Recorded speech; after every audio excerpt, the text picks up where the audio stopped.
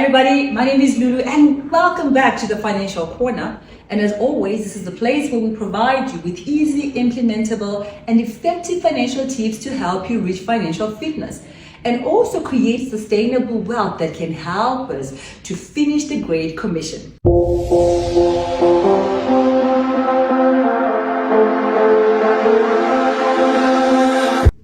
We're continuing with part 2 of weathering your finances in times of storm. And we have with us a financial advisor and actuary. Her name is Mary G. What awesome tips she gave us in part 1. And today we're going to venture deeper into the prospective investments that you could consider when you would like to get more returns on your investments. So you don't want to miss out, please do stick around. Thank you. Welcome to part 2 of weathering your finances during times of storm.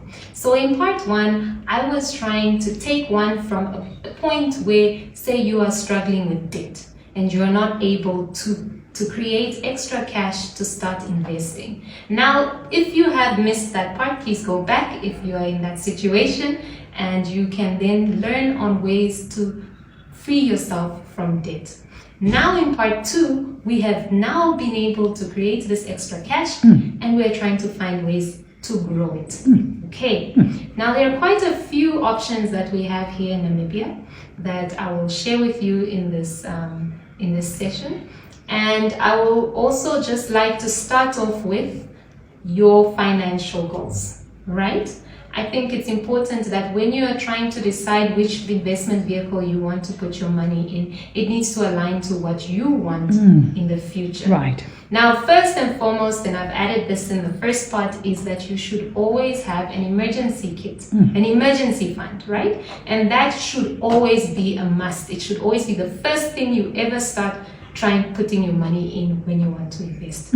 We said in the first part, it is 6 months worth of your salary. This will enable you to feel stress-free during times when you've lost a job or somewhere along the lines you've lost income from something that you found very stable and it didn't work out. This is how you maintain your lifestyle during such hardships.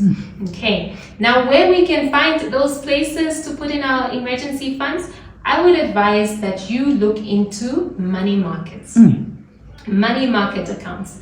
These are easily accessible at your bank. So if you're investing, if you're banking with FNB, you can always just go into the bank and request for a financial advisor, and they'll be more than happy to show you the options that they have.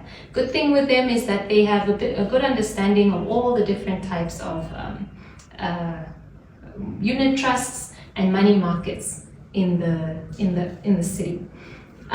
So there are 2 types though, I must say. The first type is a money market account, all right, that stays within the bank that you have requested from. Then there's what you call a money market fund and unit trust. So they sound very similar, but they're different, okay? With the money market account, usually they require you to start off with a certain minimum. It might be a bit high for some people, but don't worry, not afraid, there are always other options. This part you have to have at least 75,000, I know, in FNB to have that. But the good thing, it's known to be safe.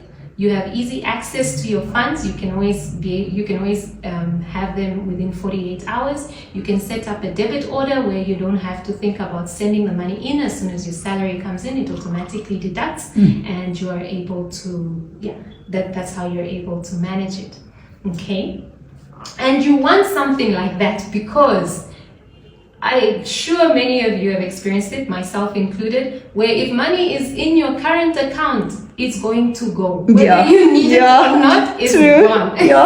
So you really want to make sure that the extra cash goes somewhere where it's harder to access. Absolutely. And also somewhere where it can gain returns, right? Not just sitting there and earning nothing when there are other areas where you can make it grow. And that's why it's important to always put in money somewhere else outside of your current account. So that is the money market.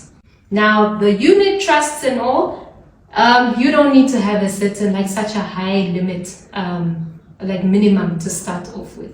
There you can start, I think, with anything from 2,000 Namibian dollars. So when you go to the bank, the financial advisor will give you many options: Sanlam, Old Mutual, around the city, Allen Gray's, JP Morgan. They will give you all those options, and you can then choose from those options what you want. Now, one thing that you can use as a guide when you're going through that is to always seek for the offers that give you at least around 7. Right now, the repo rate is at 7.25%, right? So you're looking for money markets that will offer very close to that amount. Anything 7.25% is good. And any asset management fee, like they'll obviously charge you for the services. So you don't want anything above 1%. The lower the fee, the better, right? So as long as those two numbers check out, then I think you're already in a good place to start. Now, with money markets, they will vary in terms of risk. So you need to understand that if you're going to seek for something more than 7% going a little up, you must understand that by that return going up, the risk of also losing might also be higher. So you need to consider and calculate all that. Can you afford to lose if you have to?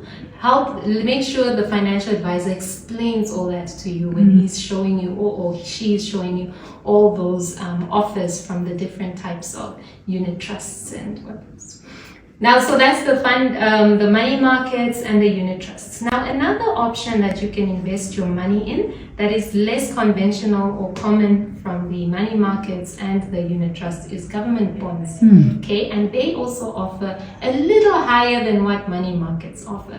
So you can always again go back to your bank, ask them if you can purchase a government bond. What I understand is they generally give you an interest rate of 10% over a year period. So if, say, for example, you want to borrow money to the bank, to the government, or for a period of 1 year, they will say you want to borrow 5,000. In January, you put the 5,000 in, and then they will pay you, like they will tell you 10% of what you've given is what will give you as a return, but they only pay semi-annually. So in June, they will pay you half of that 10%, the 5%, and then which will be 250, and then end of the year it will give you 250 plus what you had initially invested for 5,000. Awesome. Yeah, and then that way you also earn. So it's again diversifying your portfolio. I'm sure in one of the tips that Lulu gave was about diversifying. So you don't want to just focus on money markets only or unit trust. You also want to go into different types of assets, which would be government bonds as another option for yourself. Money markets, I forgot to mention, pay you the interest every month. So it's a bit different to what a government bond, the offered part of how often the government bond pays. So for a lot of us who may be mortgage or home owners, the money market also brings in quite a benefit for ourselves. If you understand, lately with the repo rate going up, it always appears to be bad news for some of us who have debts to pay with the bank. But a way to protect yourself from it would be to also, another good reason why to invest in a money market, because when the repo rate goes up, the investment you've put in there also goes up with it, and it shields you from that excess expense that you will have to pay. So those are just a few tips on it. I have shared with you quite conservative styles of investing, and in my experience, I know Namibians generally are very conservative. So if you compare them to South Africans are more keen on taking in more risk when it comes to investment. But I'm sure there's still a very small pool of you that may be interested in a little more risky assets than that I've mentioned today, and that would then take you to equities. Now, equities are basically shares that you would want to purchase in a certain company. All right, that could be companies like Apple, Google. Here within our local area, you look at F&B, Allen Gray's, all those top companies. So you're buying a portion of it, and whenever the value of that company goes up, you share in that profit. But at the same time, when it goes down, you also lose your money, depending on how far down it has gone. If you are interested in that, then I guess you can always contact Lulu and let her know, and I will then be able to access you to platforms that will enable you to start buying shares on your own.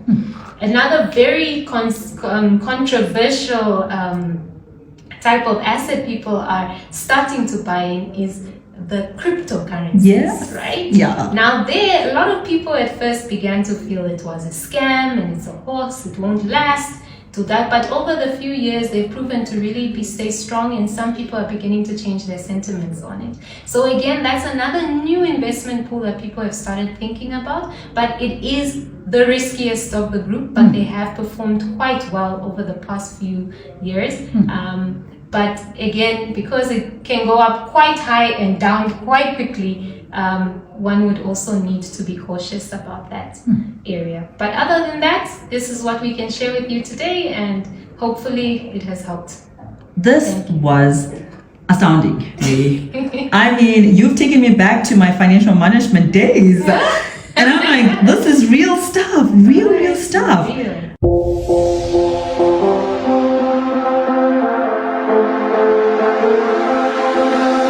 Wow, how profound was that?